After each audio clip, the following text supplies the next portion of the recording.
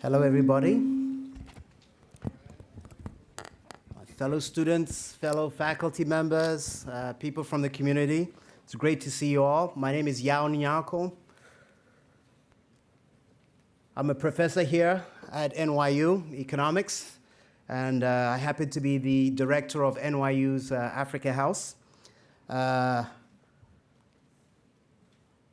would like to make a few very, very quick remarks, primarily in thanks to New York University. I have been here about 20 years now. Been here since I was 5, only kidding.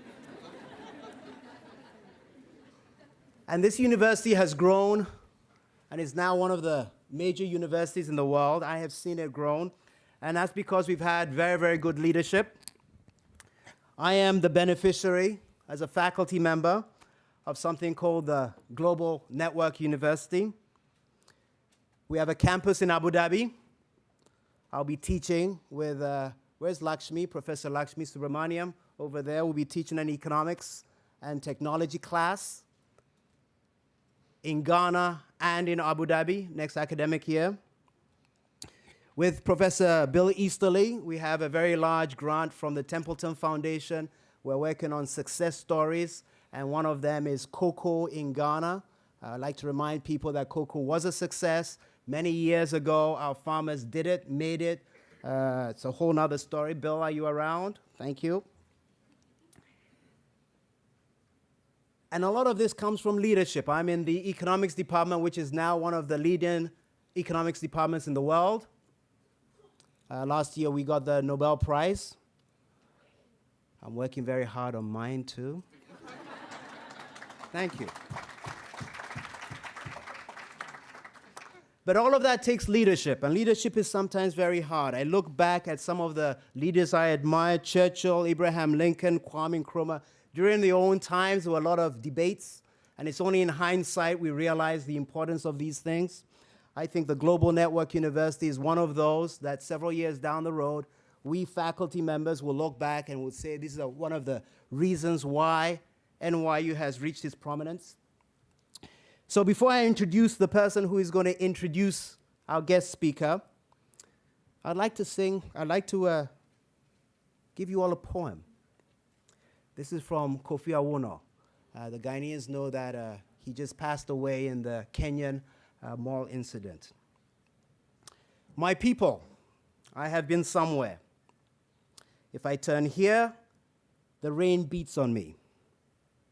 If I turn there, the sun burns me. The firewood of this world is for only those who can take heart. That is why not all can gather it. I'd like to call up here somebody who has gathered firewood for New York University, has lit the light of NYU very, very bright all across the world. So far, it's reached Abu Dhabi, Buenos Aires, China, Europe, and of course, the country of my birth. I'm wearing my University of Ghana tie here, and also the country of Ghana. That's right. So please welcome my boss and the president of New York University, who has been so instrumental in our global ambitions, President John Sexton, please.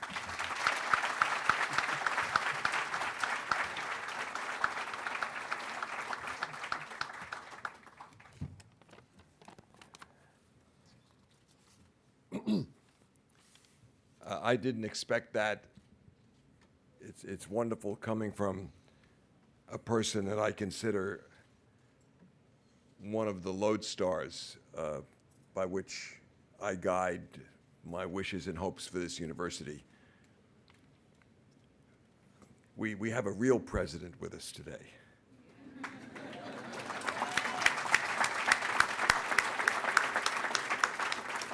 And we are just delighted, Mr. President, that while you're in town for the United Nations General Assembly, you've made time to visit NYU.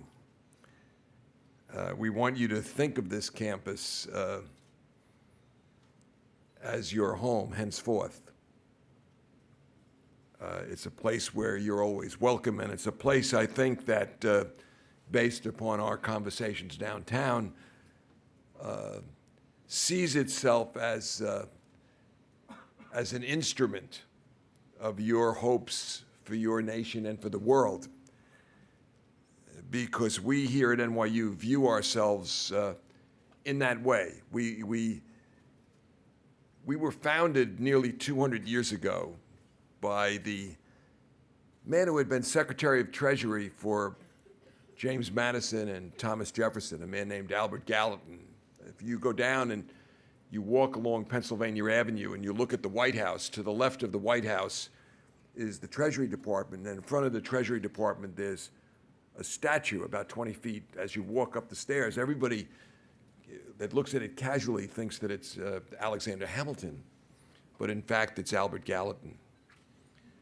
And Gallatin was a visionary person who, when he went to be ambassador to France and then the UK after being Secretary of Treasury, looked at what was happening in the world and at the great universities of the UK, where he was when he was talking to Jeremy Bentham about this, and the United States.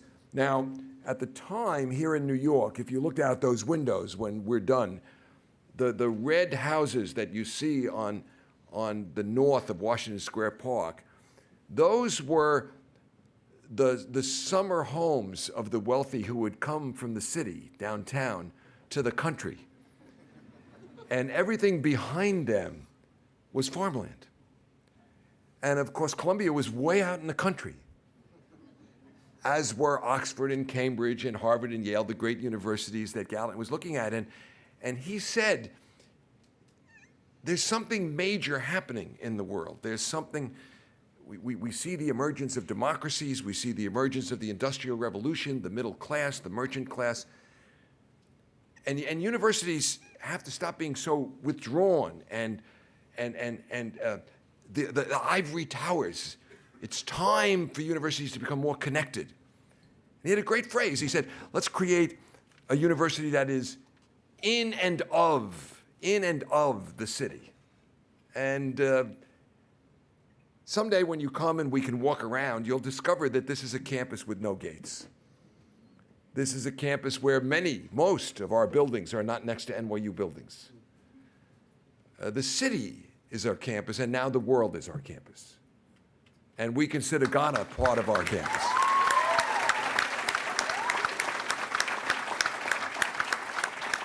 As we moved into this new century, we began first, and Yao was a partner in this, a deep partner in this, to create a meaningful, integrated, high-quality capacity in our students to move around the world, to challenge themselves, even as we gave them a safety net. And we care deeply about their wellness when they're here and whenever they are within our care. So we began to make it very easy for them to go study away. And the initial study away sites were in Europe.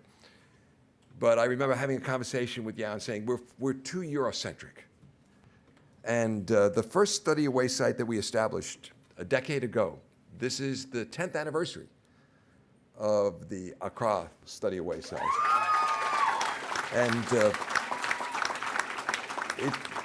when we looked and we said we want to create a study away site, it was interesting to see how quickly Ghana emerged as the perfect partner. The first sub-Saharan country in colonial Africa to achieve independence, 1957. Democratic elections now for 20 years. It was a perfect place. And so we created our site there, and it's a magnificent site. We have dozens of students there, dozens of NYU students there, now coming not only from New York, because we have 3 doorways, as Yao said, but also coming from Abu Dhabi and from Shanghai to study there. And we partner with the University of Ghana. We also partner with the University of Health and Applied Sciences up in the Volta region. Our programs are quite active. Each of the sites that we create has a personality.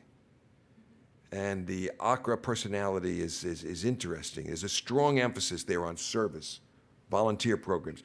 Our students are out connecting into the local schools, the orphanages, public health and arts organizations. And with NYU Accra as an anchor, we have a significant presence in Ghana in health, technology, and economic development. Yao has a grant from NYU Abu Dhabi for his team's work there, which is quite extraordinary. It was one of the first 3 grants that the Research Institute in NYU Abu Dhabi gave, a multi-million-dollar grant, all to be worked through NYU Accra. And in addition, of course, we have Banco Santander's program, Ghana Wins, which is a leadership development program. So we have faculty from the Faculty of Arts and Sciences, from medicine, from dentistry, from nursing, from Wagner, from Steinhardt. Cheryl Hilton, the head of our new program in global public health, has just returned from Ghana, just got back yesterday, was over there building more programs. And even this morning, as we talked, I raised tentatively, because it's interesting, when you're trying to do something that is good, there is some spirit, people call it by different names, that brings people together in mysterious and ineffable ways. So it was that on my calendar yesterday, 2 of our very, very best people in the Steinhardt School of Education came in to see me about work they've been asked to do by the Attorney General, by the Secretary General of the United Nations as part of the redefinition of the Millennium Development Goals. And their work is to be in sub-Saharan Africa. And they had identified 8 countries, but they said, NYU's in Ghana. This is our home. And do you think perhaps they might be interested in our locating additional NYU work there, working with children starting in preschool? Preschool education is so necessary and so absent in the developing countries of the world. And as I said these words to the president and to the foreign minister, their eyes lit up, because it turns out this was one of his major campaign slogans. So there's going to be now preschool programs that we will do there. So you get a sense of what a real president, indeed I'll go a step farther because we've delighted in this, what a real President John, I'm called John by the students here. What a real President John is. It was interesting to me to see, yes, the students, the Ghanaian students I met downstairs, they were interested in a perfunctory hug from me, but a hug from him, oh. This is a man who is a true hero. Starting over 20 years ago, his service in the government with ministerial appointments, 3 times a member of parliament, the vice presidency, and of course, the presidency last summer. But as befits anyone that visits our campus, he's also a man of ideas. And those of you that have not read his book, My First Coup d'etat, which came out last year, it's been widely praised. It's a wonderful memoir and a political history of Ghana. And it's interesting, the title is My First Coup d'etat, okay? Meaning that he intends to join us, I take it, in the friendly coup d'etat as we take over the world for ideas and for caring about the things that he has spoken of eloquently: democracy, peace. Your comments yesterday at the United Nations referring to Ghana as a beacon of peace were warm and joyful to our hearts. Your talk about youth employment and, of course, I come back full circle, about education, and especially, the minister would want me to say, the education of girls. We welcome you to our community. We bless you. We are proud of our partnership. Onward and upward together. Mr. President John, thank you.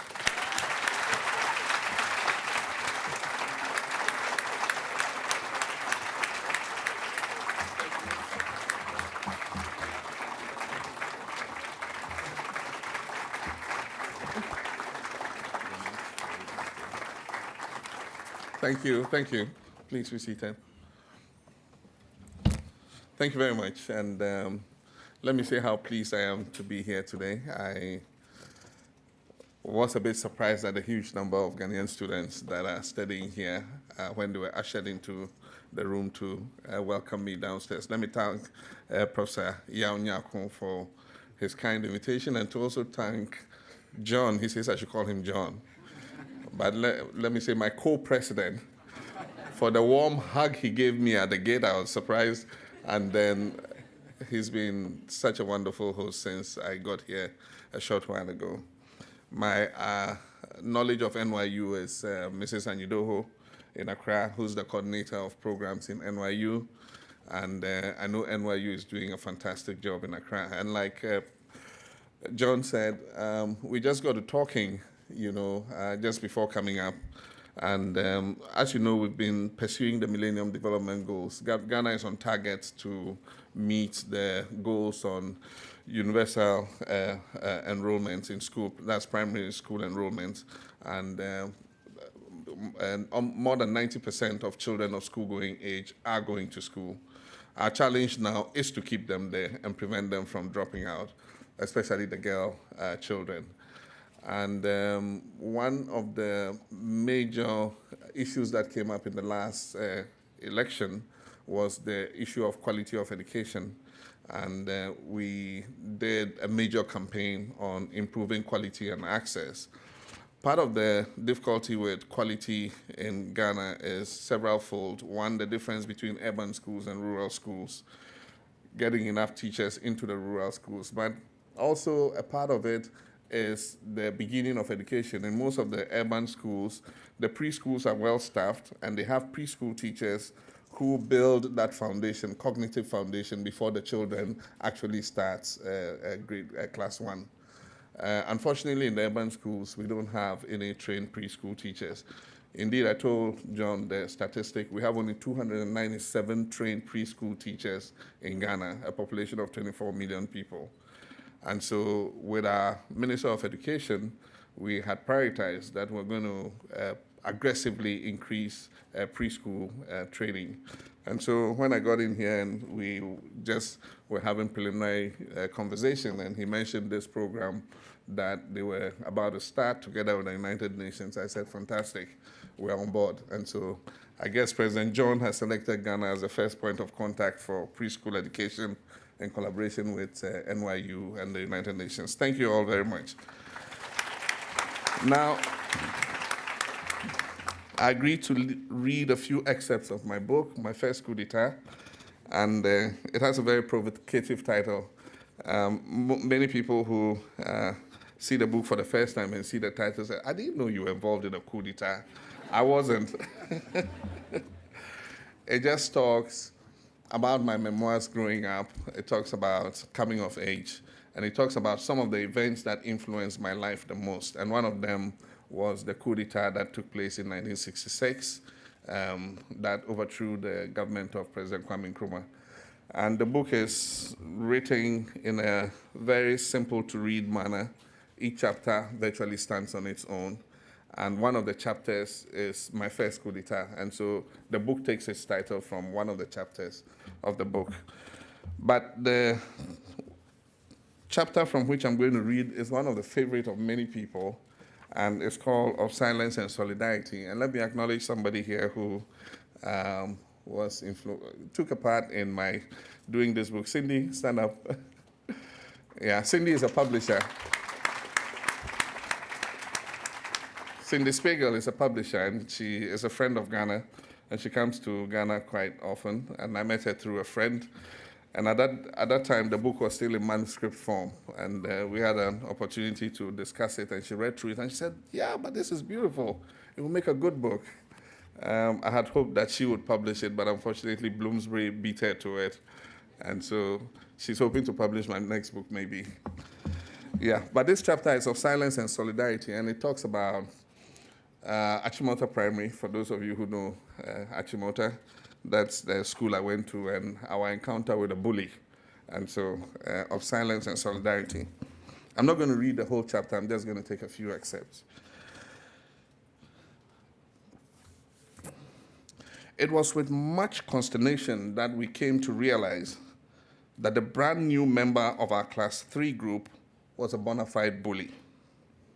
It took a while, at least the first few weeks of the term, for that truth to come to light, because initially he tried to blend in. I think it was his way of studying us, taking note of our individual constitution and our collective consciousness, so that when he was ready, he would know how far he could go. Because people will push you only as far and as hard as you allow them to. Feigning kindness and friendship was his due diligence. The boy's name was Ezra, and despite his best efforts to fit in, it was apparent from the start that it would be a most difficult task. There were 10 of us in our dormitory, and Ezra was the tallest. He was a couple of years older than us. And even though I'm sure the other kids were curious as to why he was even in our class, nobody asked. It would be impolite and in poor taste. And it will make no difference anyway. After all, whatever the reasons, Ezra was in our class, wasn't he? Something else that made Ezra stand out was that he was very muscular, which was quite strange for a child. His physique resembled some of the men we sometimes saw on the campus grounds clearing the underbrush with long, slightly curved cutlasses. Their skin, which was blacker even than a starless sky at midnight, would be glistening with sweat. The rest of us were of average size. We weren't weaklings, nor did we look as though we had kwashiorkor. Though standing next to Ezra, you might be inclined to wonder. I wasn't at all surprised to learn that his father was a farmer, though I would have guessed that it was an animal farm and not a cocoa farm, because Ezra looked as though he had been born, raised, and fed in much the same way as livestock. His father, though uneducated, had made a lot of money for himself. He wanted his son to attend Achimota, the school where the doctors, lawyers, politicians, and other members of the upper echelon sent their kids. With good reason. Ezra was a bush boy. He was tactless and uncouth. Little by little, as the days and weeks wore on, he revealed more of his true nature. I believe that little children view difference as a motivation to be more inclusive, though as we grow older and become adults, we begin to see it as the opposite, a reason to exclude. Since most of us in our group had been boarding together since we were 6, we all got along wonderfully. We wanted Ezra to fit in and not feel like the odd one out. We went out of our way to be nice to him. We would invite him to play with us. We would let him stand at the front of the queue in the dining hall. We did all of this to welcome him into our circle. It was a show of our hospitality. Ezra saw it as a deficiency and his invitation to crown himself king of us all. It started out with small errands, little things he wanted us to do for him. Initially, they seemed as though they might be favors he was asking. For instance, if he forgot his toothpaste in the bathroom, he would tell you to go and fetch it for him. We had been excusing his lack of manners and home training for some time, and so this rough way of asking seemed to fit the pattern. The first time he had raised an eyebrow, but it was not a problem. The second and third times were annoying. After the 4th, 5th, and 6th time, we were told, "Come here," or "Bring this." We figured out what Ezra had always known. He wasn't asking us for favors. He was ordering us around. And his voice was becoming more authoritative with each command. Ezra had taken us as his servants. Dramani, he would bark like a military captain. "I'm going for my bath now. Bring my sponge and soap and towel." I would dutifully collect the items he listed, and I would walk, my head hung low with shame. He always followed a few short paces behind you until you reached the bathroom. The other students would watch me as I passed by. They would never say anything, but they would show solidarity with their eyes, which seemed to be saying, I am with you. I would offer them the same supportive look when it was the attempt to fetch some item for Ezra. But why did we do this? Were we frightened of him? Had he arrived at school and tried that nonsense the first day or two, we would not have had any time for him at all. What do you mean? We would have asked indignantly. Who born you by mistake? And we would have straight away reported him to the auntie of our dormitory. But Ezra had skillfully indoctrinated us. We had shown him our hearts, taking him into our trust, and this had somehow broken down our defenses. We had made ourselves too vulnerable. We are taking him at face value, especially giving his name. As irony would have it, in its original Hebrew, the name Ezra means helper. Far from being any kind of helper, Ezra had become our own personal bully, and now we were stuck with him. He became so powerful that he was second only to the dormitory auntie. Whatever he said was law. What was happening to my group of friends and me in Achimota around 1967 and 1968 was truly a microcosm of what was happening all throughout Africa. Dictators were springing up, one after another, bushmen with bad manners and violent tendencies. They held their communities in fear and felt entitled to what did not belong to them. They betrayed the vision of unity and progress that Africa had established for its future during the struggle for liberation from colonial rule. We were merely three boys on a playground. What kind of revolution could we begin? We did not know that it was within our power to stop it, to effect change in our lives and in the lives of others.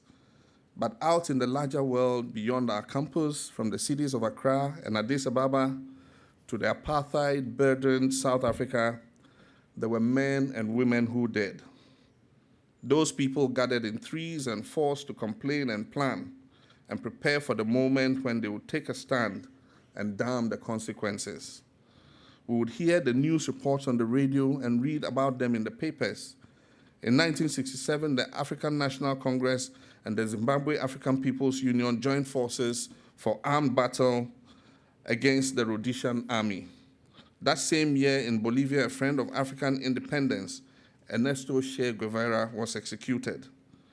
In 1968, Equatorial Guinea, Mauritius, and Swaziland all gained their independence.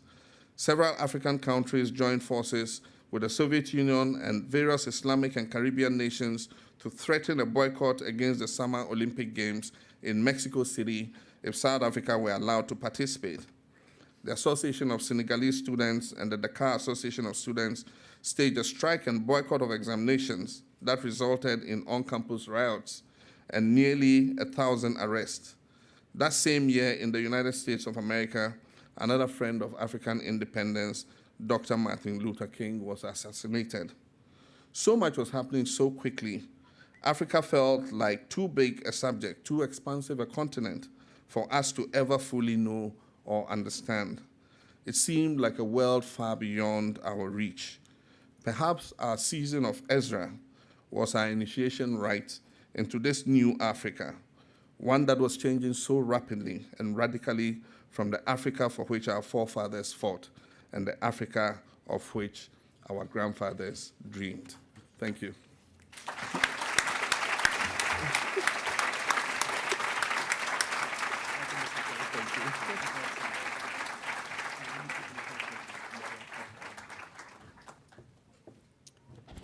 So, Mr. President, that was wonderful. I think as a university, it's good to have literature, it's good to have history. I'm a numbers person, an economist, but I just think that literature, poetry, that's what makes us all human. And it's just great to get the reflections in a wonderful book. I encourage you all to read it. If you're in my class, it would be mandatory reading. I'd be quizzing you on it. but I'll spare you now. Okay, His Excellency has agreed to spend a bit of time with us answering questions. I know there are many students from all over who've been asking questions. So I believe we have mics, one over there and one over this side. So if you come up and whoever wants to ask a question, please go behind one of the mics, if you don't mind. And please go ahead. And so while you're coming up there, Your Excellency, I got a question from a Ghanaian student in our Abu Dhabi campus. And what he wanted to know is, how can people, students who are outside Ghana, what do you recommend they do to help and assist in the country's development?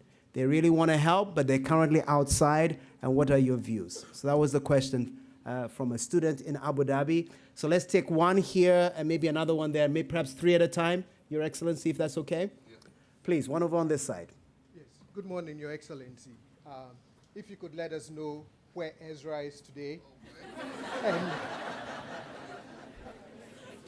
and if he knows you are the president, that would be very good.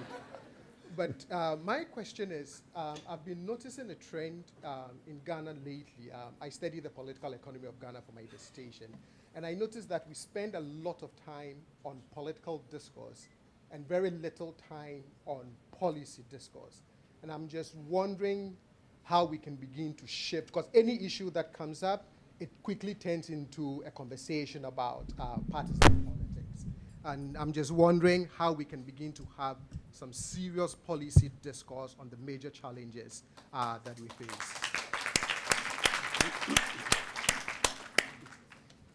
One over on this side. Yes, good morning, His Excellency. My name is Wilson Jean-Baptiste, a graduate of NYU with both undergraduate and a master's in tourism management. And recently I have been doing some research on tourism development in Ghana, looking at the possibilities of building hotels and the incentives that are available. However, tourism also has the potential to disrupt societies, destroy cultures, destroy the heritage of indigenous people.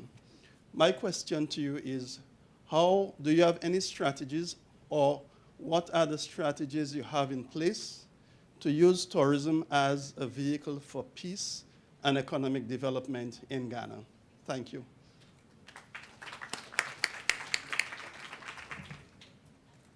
I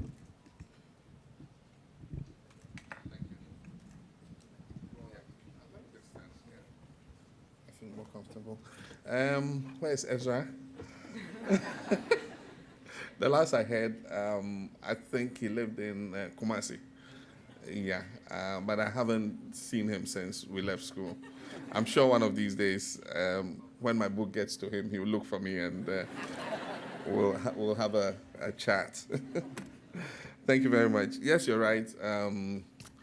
Politics, dominates the discourse in Ghana, unfortunately. It crowds out everything else. But I believe that it is a stage of development. It shows the interest that our people take in governance and leadership. And we also have two big parties like you have here. You have the Democrats and the Republicans. And of course, in Ghana, the two parties command, similar, following in terms of numbers. And so it's normally a very, strong rivalry anytime we're going into elections. And that rivalry, always sparks political discussion. We also have so many media outlets and radio stations, and there are phoning programs and all that. And people like to talk about politics. Eventually, everything comes down to politics. I mean, if there's a shortage of water, or there's a problem with electricity, or there's something with sanitation, or, just name it, anything, they'll find a way of linking it. There was a discussion I was listening to one day on a radio station, and somebody had murdered his wife and committed suicide. And it was one of the issues they were discussing. It was published in the newspaper, and the moderator said, "But why is this trend becoming so common? I mean, this killing your spouse and committing suicide." And somebody said, "Oh, it's because of the bad leadership of the president. People are so frustrated they are taking their lives and killing their spouses. But like I said, there's always a link somehow to politics, and I believe it's a stage of development, and we'll come through it.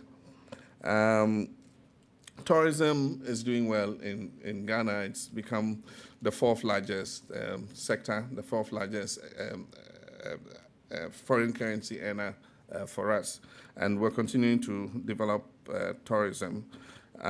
We have different kinds of tourism. There are people who come for ecotourism, to look at some of the rainforests we have. We have a very beautiful park in Kakum in the central region.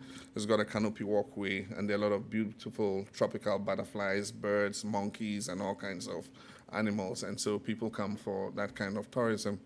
We also have conference tourism. Accra has become a favorite destination for conferences, and so we have a lot of international organizations holding conferences in Accra and bringing people in. And we have other tourism. Backpackers come through. People ride bicycles across the Sahara, and they hear about Ghana and they want to come through. But there's also cultural tourism. Ghana has the most forts and castles on our coastline that mark the early contact between Africa and Europe, when the early Portuguese and Spanish explorers came down. And the Elmina Castle is particularly noted because that's the first point where an explorer called Don Diego de Azambuja, landed. And eventually that castle was built, called Elmina. And Elmina means the mine. And that's subsequently Ghana became called Gold Coast, the Gold Coast colony, because, like anywhere you dug, you would find some specks of gold. And so gold continues to be one of our leading exports. And so we have that historical and cultural connection. But certainly there's negative tourism. And in some parts of Africa, some of the tourism is negative in terms of our culture and who we are. There's sex tourism in some countries where people want to go and have sex or something like that, and other kind of negative tourism. But certainly we believe that tourism overall, is good, and it helps multicultural understanding when people are able to travel to other countries and meet other people and feel at home in those countries. I think that it's a good thing, and my government will continue to promote it. Thank you. We'll just take another. I'll just keep standing. Okay. Yeah. There's a question about what to do with the diaspora, people who are outside. Yeah. What to do with the diaspora? Yes. We actually, if you read the book, I speak about the brain drain when things became the euphoria of independence. The bubble got burst, and coup d'etats, started to take place, and there was a lot of mismanagement and all that. And so a lot of the poets, the lecturers, the intellectuals, the professionals, all just took their bags and began to drift out. And so we had a brain drain for a long time. But I must say, we're seeing a reverse of the brain drain. We're having a lot of our people who went out to study and to work coming back home, and coming back with the skills that they learned in all the places that they went to. And so the brain drain is reversing, and more of our people in the diaspora are coming back.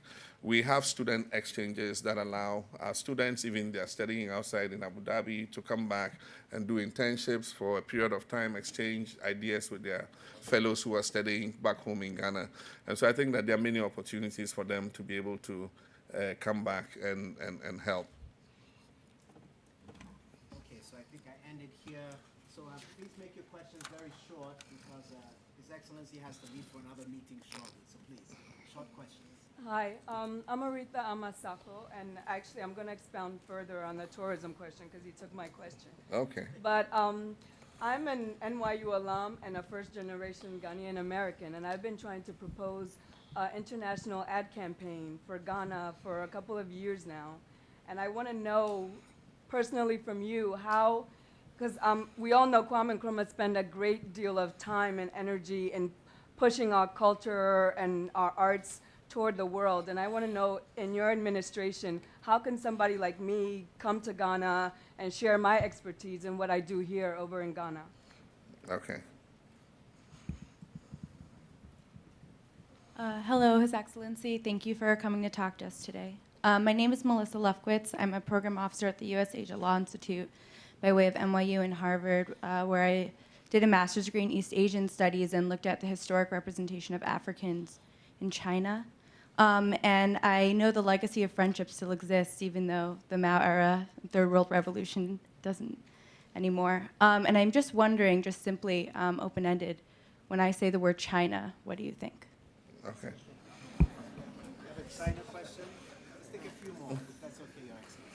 Good day, Mr. President. My name is Chrissy Quatin. I'm a Ghanaian. I live here.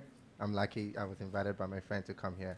Very happy to see you and all the other members of the NDC, a huge fan. My question is this. To what extent do you think is very viable for an independent economy for Ghana? Just as we take control of our politics, of our democracy, how possible do you think it is for us to take control of our economy and have dominance on it? Thank you.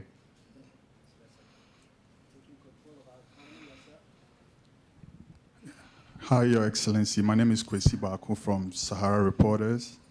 My question is, we just heard a short while ago about an imminent threat, a terrorist threat on Ghana as a result of Ghana's involvement in the crisis in Mali. Are you concerned about this? And if so, what is your response to the threat? Thank you. Okay. Yeah, all right. Let me take these quickly, and then we'll see if we have a little more time. That is promoting arts, Ghanaian arts and culture. Our first president was strong in doing this. He came up with the concept of what we call the African personality, that is to be proud of ourselves as Africans. And I think that for those of us growing up in that time, it actually affected our psyche and has influenced the kinds of people that we are. The world is a global village now, and there's a lot of interaction of cultures, and one can't be not influenced by the cultures of others. But I think that while imbibing other cultures, we must still remember that we are who we are, and that our culture is what identifies us as who we are. And so my government is promoting arts and culture. Before, we had taken it for granted that, those are sectors that would, survive on their own.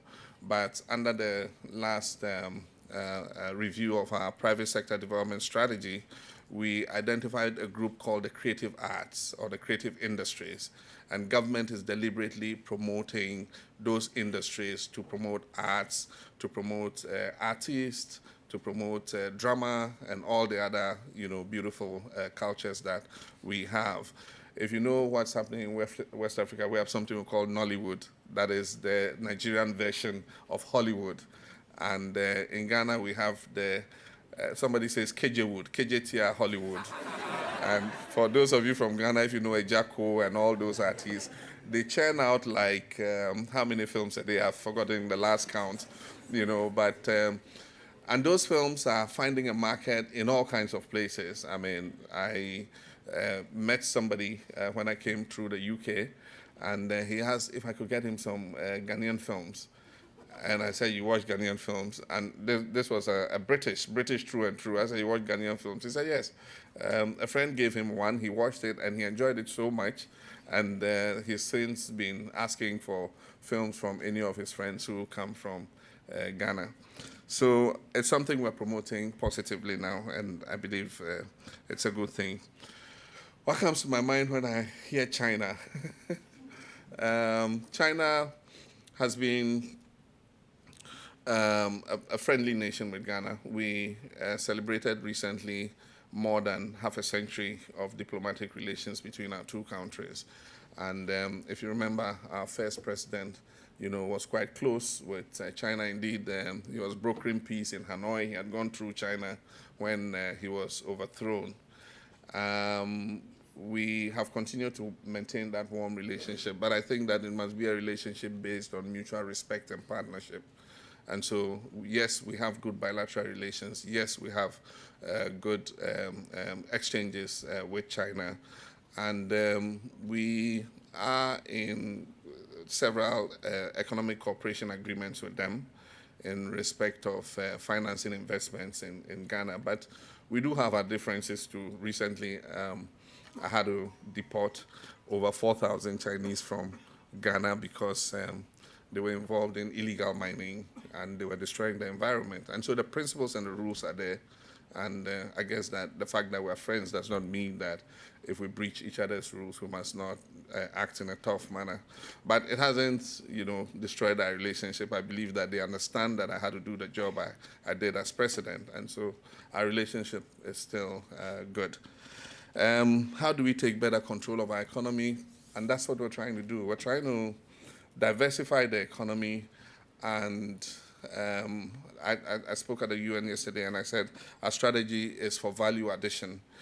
Africa has the largest natural resource in the world. I mean, every country has copper or manganese or bauxite or gold or something. And I guess that God put it all there because it's the origin of mankind. That's where we all came from. We decided to stay back. All of you drifted in other directions. And so, what God put there, we're looking after. And we shouldn't be ashamed to take better control of it. Africa cannot continue to be an exporter of primary products and import finished goods. We are the fastest. We have the fastest growing population in the world today. And if you take Africa, 50% of the population is 35 years and below. And so we need to create jobs and opportunities for this youth bulge, the number of youth that are growing. And we cannot do it with the current structure of the economies that were left to us by the colonial administration. And so we're coming in with new ideas to add value addition, to create more jobs, to expand the economies, expand the GDP so that more jobs can be thrown out. We're focusing on developing the small and medium enterprise sector, train more young people to be entrepreneurs rather than come out of school looking for public service jobs. And so those are all different measures that we are instituting. One of the things we've come out with is a local content bill to allow greater participation of our citizens in all the industries that we're involved in. We've recently discovered oil and gas, and we have a legislation before Parliament to compel the companies that are investing in oil and gas to give opportunities to young Ghanaians to be able to work in that industry. And so often they would look for the skill sets that they need. If they're not able to find it, they can take an expert. But then within a certain period, they must train, a Ghanaian to be able to fit that position to ensure that we're able to create more jobs for our people.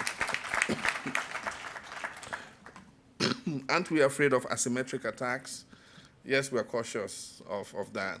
You know what happened in Mali? There was a crisis in Mali, and Mali was almost overrun by various rebel groups. And so we had to come together under the African Union and the ECOWAS and send an intervention force into Mali. Of course, I always pay gratitude to France for their support they gave, because it's the French who went in first and stabilized the situation, and then the African force, followed. And so we, together with the French forces, pushed the rebels back, out of Mali. I came almost directly from Mali to New York because I had gone to attend the investiture of the new president of Mali, Ibrahim Keita. And I think that the situation in Mali has quite stabilized, but we must not be complacent. It's become a UN operation now, and Ghanaian troops are present, Nigerian troops are present, troops from various African countries are present, but there's always the threat of asymmetric attacks on our homelands, and we must be cautious of that. Part of the reason given for the Kenyan attack is that Al-Shabaab says that Kenya is participating in the military operation in Somalia, and so they felt that they were right targets, for retribution. And so it's possible. What is happening is, as countries like the United States, Homeland Security, tighten, the security of your nations, terrorists are looking for softer targets. And what softer targets can you find than, African countries who for years have shifted more of our spending into social services, providing better social services for our people, and have neglected defense spending.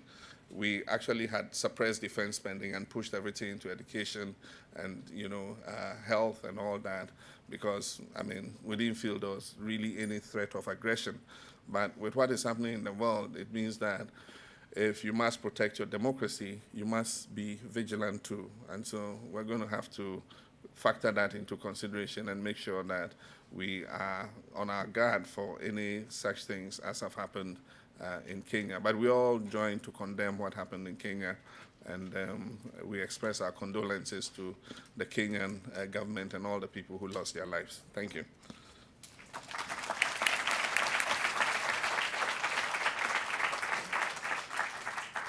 Maybe we'll take one more round. Yes, we Yeah, have the just last one. time for one more round. His Excellency has to leave now, so 3 questions. Please make them very quick, okay? Begin it. Good afternoon, Your Presidency. Hi, everyone. My name is Mina Black. My question is regarding your initiatives towards small businesses. As you and your administration work on implementing your vision for Ghana over the next few years or so, how are you planning on helping those of us who are here who have businesses that would like to set up shop in Ghana to hire fellow Ghanaians as employees and also to help build up the economy? Do you have any initiatives or programs in mind? Your Excellency, my name is Kojo. My question is briefly, where do you see Ghana in 2050, and what measures will take us there? Good afternoon, Your Excellency. My name is Njoya Tikum. I'm from Cameroon. I want to first of all thank you for believing in the youth. In fact, if you look at the first line over here, we see a lot of young ministers. Thank you. Coming from Cameroon, that's quite strange. However, you talked yesterday about Africa's transformation through economic added value. And I was just wondering what you think about the current deadlock we're having with regional integration economically on the continent, and if you would use your gracious office to push some of the initiatives young people around the continent are advocating for. And very lastly, what do you think about the International Criminal Court and its relationship to Africa?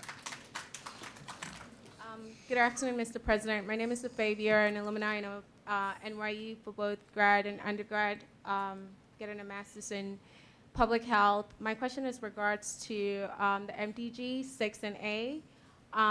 So I know that Ghana made a commitment about 2 years ago to commit 150 million Ghana cedis to HIV funding, and there hasn't really been anything with regards to ARVs, and I was wondering exactly where you guys stood on that. Thank you. All right, thank you. Okay, yeah, very incisive questions. I'm sorry, we will have to be running to another event, but I'll take these quickly. And we'll leave you with an email address. Actually, we'll give you the address for our website, and we have a feature there that says Ask the President. And so for those of you who couldn't ask, you can still ask me online, yeah? And so we'll give you the address. Thank you. Small businesses are our focus, and I mentioned it just a short while ago that one of our priorities is the small and medium enterprise sector. Anywhere you go for countries that have advanced, it's the small and medium enterprises sectors that drive the economy. And so we have several interventions at that level to try and promote SMEs, we call them.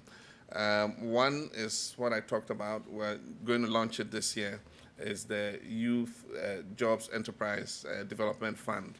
And what we're going to do is to take young people who have an interest to become entrepreneurs and give them training in business management, how to grow a business and how to, be self-employed. And we're going to give them the credit facilities and all that to build a business, mentor them over a period until they're able to stand on their feet. And then we will revolve the fund. And so that project will take off this year. But we have several other programs that we're working on. There's an SME incubator project that we're going to start with $100 million to incubate SMEs. We have a venture capital fund. We're trying to bring all these initiatives together. We have an export development and agricultural investment fund. We're trying to synchronize all these funds to be able to provide, not only credit, but also entrepreneurial training to young people who want to go into their own business. I want to discourage this idea that if you come out of school, the only thing you can be is to be employed by government. Or by somebody in the private sector. I think that people can set up their own businesses, and we're going to help them to be able to do that. We have a diaspora unit set up in our Ministry of Foreign Affairs that is going to be a link with our diaspora outside. And one of the focuses they're going to have is to see how, Ghanaian entrepreneurs living outside who want to extend their business interests back home are giving the kind of facilities they need to be able to do so. And so you can inquire more about this diaspora unit, and I'm sure that it would help you. I believe that Ghana is one of the emerging countries in Africa, and if we keep the rate at which we're going, I believe we can transform Ghana from a lower middle income country into a fully fledged middle income country in the next decade, in the next 10 years.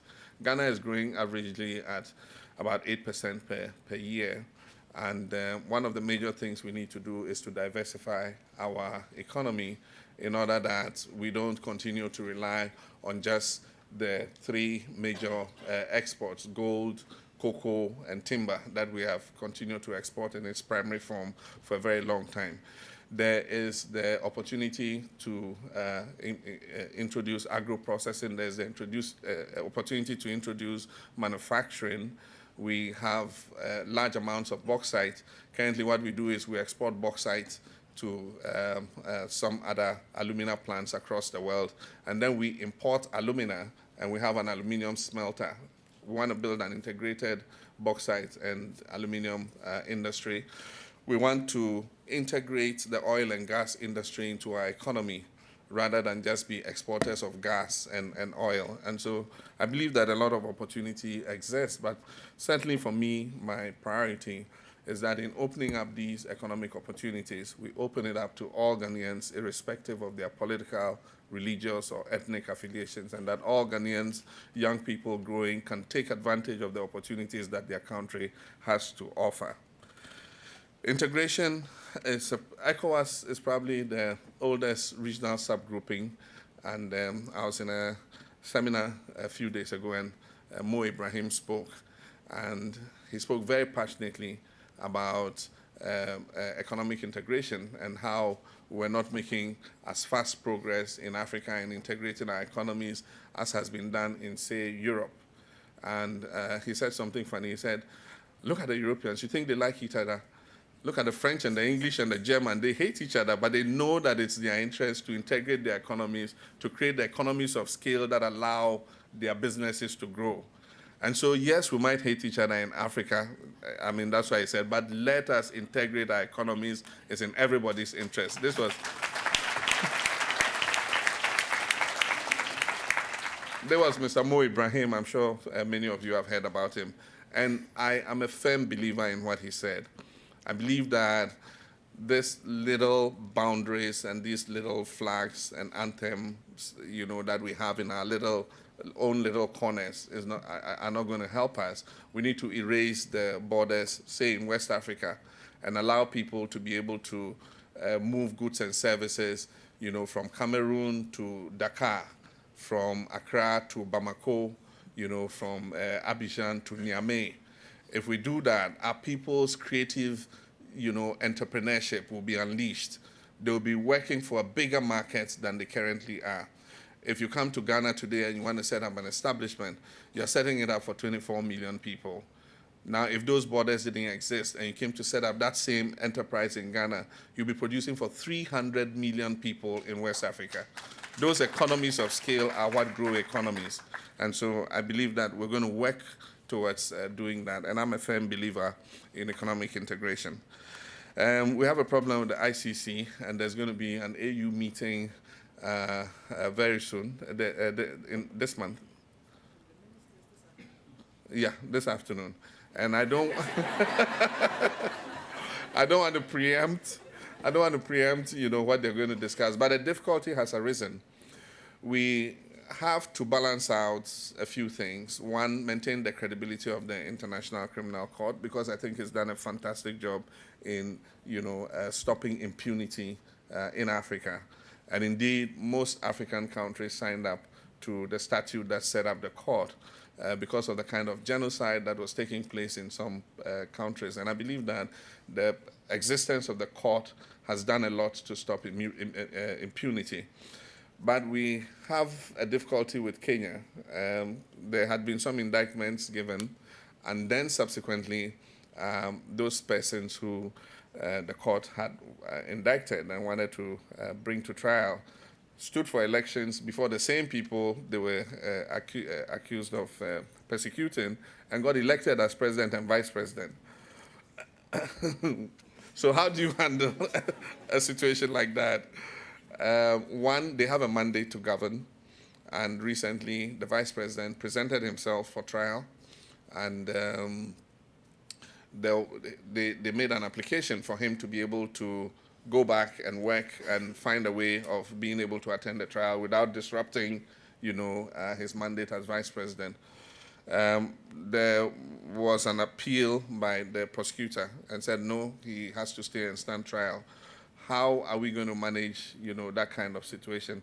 It's a very complex issue. I don't have the answers, but I'm sure that when the ministers meet and subsequently the African Union meet, we should be able to find common ground, how to maintain the credibility of the court and at the same time address the difficulties that we're seeing. I met the prosecutor of the International Criminal Court, Fatou, and I suggested that the ICC should be present at the AU meeting that we hold, and they should be able to give their side of the issue so that we all come to a common position on what to do. And so I believe that we should be able to agree on something. MDG's HIV, we're becoming victims of our own success. I was in New York 2 years ago to attend the summit, the health summit that dealt with HIV and AIDS, and there were good success stories coming from across the world. We had finally managed to gain control of this pandemic and had turned things around. Every country reported positively that prevalence rates were going down, and then HIV was not the kind of threat that we had envisioned that was going to wipe out millions of people across this world. For those who gave reports on scientific research, they had come out with new medicines, and the possibilities of a vaccine were looming very large ahead of us. And so it was a good success story. But the thing about human nature is when success starts to come like that, then complacency sets in. There's a global financial crisis, and so the largest donors to the Global Fund and other funds that provide resources for HIV/AIDS are cutting back. And the timing is a problem because you're just at a tipping point where you can finally, turn this around and make a success in, eliminating, what was feared to be a scourge. And at that time, people start to pull back. If we have any reversals, it's going to need more resources to be able to get to the point where we got to. And so I agreed to become an ambassador of the Global Fund and Global Alliance for Vaccine Initiative. And so I'm an ambassador of the two funds because they are at the replenishment stage at this time, and they are campaigning to have the funds replenished. And so whatever I can do to support that replenishment, I'll do. But what it means is that we also have to contribute more to finance our strategic plans in respect of HIV/AIDS.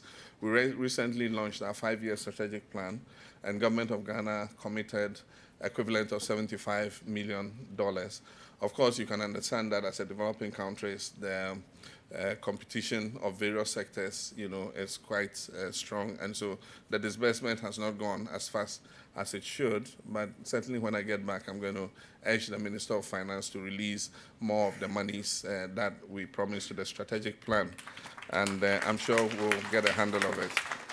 One of the major aims we want to attain in this new 5-year strategic plan is to eliminate mother-to-child transmission.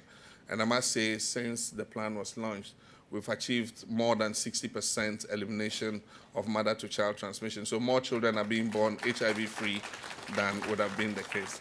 So thank you very much. I wish I could stay longer. This has been a very interesting discussion. It shows the level of learning you have here. The questions have all been very incisive, very relevant, and I've enjoyed my time here. Thank you.